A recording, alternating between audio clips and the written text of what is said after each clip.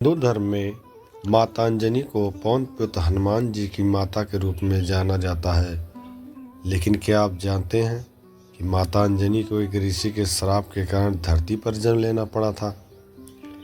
इस कथा के पीछे एक गूढ़ रहस्य छिपा है, जिसमें देवताओं, ऋषियों और श्राप की शक्ति का अद्भुत वर्णन मिलता है। यह कथा हमें सिखाती है कि कर्मों का प्रभाव कितना गहरा होता है और ईश्वरीय विधान कैसे अपने कार्य करता है। इस विस्तृत कथा में हम माता अंजनी के पूर्व जन्म, उनके श्राप की कहानी, उनका धरती पर जन्म और हनुमान जी के जन्म की पूरी पृष्ठभूमि को विस्तार से समझेंगे। माता अंजनी का पूर्व जन्म। माता अंजनी अपने पूर्व जन्म में स्वर्गलोक की एक अप्सरा थी, जिनका नाम पुंजिकस्थली था। वे बेहद सुंदर, नृत्य और संगीत में निपुण तथा अत्यंत चंचल स्वभाव की थीं। स्वर्ग में वे इंद्रदेव के दरबार में रहती थीं और अन्य अप्सराओं की भांति देवताओं का मनोरंजन करती थीं। अप्सराएं अपनी सुंदरता और आकर्षण के कारण देवताओं, ऋषियों और मनुष्यों के लिए आकर्षण का केंद्र होती थीं। लेकिन पुंजिकस्थली का स्वभाव अन्य अप्सराओं से थोड़ा भिन्न था। वे अत्यधिक चंचल थीं और प्रायः ऋषि मुनियों से हास परिहास किया करती थीं। एक बार पुंजिकस्थली स्वर्गलोक में विचरण कर रही थी। तभी उनकी दृष्टि पृथ्वी लोक पर तपस्या कर रहे एक महर्षि पर पड़ी। उनका नाम था ऋषि मतंग। वे महान तपस्वी और शक्तिशाली सिद्ध योगी थे, जो कठोर तपस्या में लीन थे। ऋषि मतंग का तप और पुंजिकस्थली की चंचलता। पुंजिकस्थली को ऋषि मतंग का कठोर तप और गंभीर व्यक्तित्व देखकर शरारत सूझी। उन्होंने सोचा, क्यों न इस तपस्वी को अपने चंचल स्वभाव से विचलित किया जाए। अप्सराओं का स्वभाव था कि वे ऋषि मुनियों की तपस्या को डिगाने का प्रयास करती थी। कभी कभी वह स्वर्गलोक के आदेश से होता था। जब कोई तपस्वी अपने साधना से स्वर्गलोक के लिए खतरा बनने लगता था। लेकिन पुंजिकस्थली ने यह कार्य केवल अपने मनोरंजन के लिए किया। जब ऋषि मतंग के पास गई और अपने मोहक रूप व हाव भाव से उन्हें रिझाने का प्रयास करने लगी, ऋषि मतंग ने पहले तो उनकी हरकतों को अनदेखा किया, लेकिन जब उन्होंने बार बार ध्यान भंग करने की कोशिश की तो ऋषि को अत्यंत क्रोध आ गया। ऋषि मतंग का श्राप। ऋषि मतंग ने क्रोधित होकर पुंजिकस्थली की ओर देखा। उनके नेत्रों से अग्नि की ज्वाला निकलने लगी। उन्होंने कठोर स्वर में कहा, हे अप्सरा, तुमने मेरी तपस्या भंग करने का दुस्साहस किया है। तुम्हें अपने सौंदर्य और चंचलता पर अत्यधिक गर्व है, इसलिए मैं तुम्हें श्राप देता हूँ कि तुम अपने इस अप्सरापने से वंचित हो जाओगी और पृथ्वी पर एक बानर के रूप में जन्म लोगी। ऋषि के वचनों को सुनकर पुंजिकस्थली स्तब्ध रह गई। उन्होंने सोचा भी नहीं था कि उनका छोटा सा खेल उन पर इतना भारी पड़ेगा। वे हाथ जोड़कर विनती करने लगी, हे महर्षि, कृपा करें, मैं केवल हंसी मजाक कर रही थी। मुझे इस कठोर श्राप से बचाइए। ऋषि मतंग का क्रोध शांत हुआ, लेकिन श्राप को वापस नहीं ले सकते थे।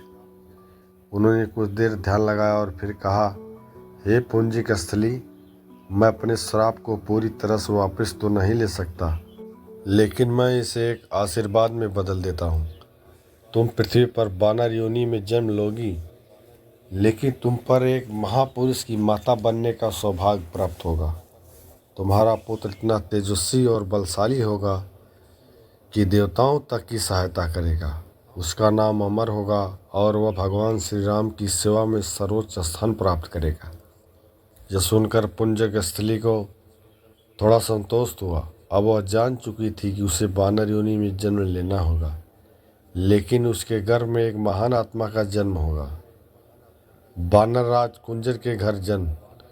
ऋषि मतंग के श्राप के कारण पुंजिकस्थली को स्वर्ग छोड़ना पड़ा। उन्होंने धरती पर बानर योनि में जन्म लिया और उनका नाम अंजनी रखा गया। अंजनी का जन्म बानरों के एक प्रतिष्ठित कुल में हुआ। उनके पिता बानर राज कुंजर थे, जो एक पराक्रमी राजा थे। उनकी माता एक विदुषी स्त्री थी जिन्होंने अपनी कन्या को उत्तम संस्कार दिए। अंजनी का रूप लावण्य अद्वितीय था। वानर योनि में जन्म लेने के बावजूद वे अत्यंत सुंदर और तेजस्वी थी। उनका मन सदैव आध्यात्मिकता की ओर झुका रहता था। वे भगवान शिव और विष्णु की अनन्य भक्त थी। माता अंजनी और केसरी का विवाह। अंजनी जब युवावस्था को प्राप्त हुई तब उनका विवाह वानर सेना के महापराक्रमी योद्धा केसरी से हुआ। केसरी एक वीर, निडर और धर्मपरायण राजा थे। वे पंपा क्षेत्र, वर्तमान में जो कर्नाटक में है, अपनी राजधानी स्थापित किए हुए थे। माता अंजनी और केसरी का दाम्पत्य जीवन अत्यंत सुखमय था, लेकिन उनकी एक इच्छा अधूरी थी। वो संतान प्राप्त करना चाहते थे। ये दोनों भगवान शिव की घोर तपस्या करने लगे ताकि उन्हें एक तेजस्वी संतान का प्राप्ति हो। हनुमान जी का जन्म। भगवान शिव माता अंजनी की भक्ति और तपस्या से प्रसन्न हुए।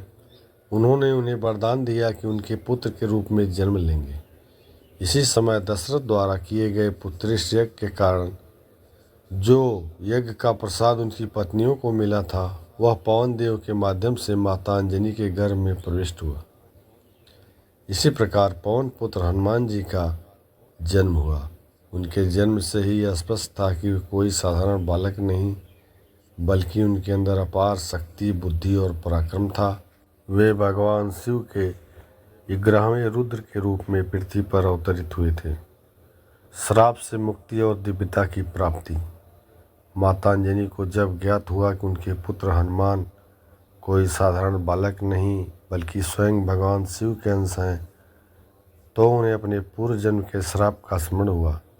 एक दिन हनुमान जी ने माता अंजनी से पूछा, माता आप सदैव गहरी चिंताओं में रहती हैं, क्या कोई दुख है? तब माता अंजनी ने अपने पूर्व जन्म की कथा सुनाई और कहा, पुत्र अब जब तुम इस पृथ्वी पर अवतरित हो गए हो तो मेरा कार्य पूर्ण हुआ। मुझे अब स्वर्ग लौटने का अवसर मिलेगा। हनुमान जी ने अपनी माता को प्रणाम किया और उनके चरणों में गिरकर आशीर्वाद लिया। निष्कर्ष।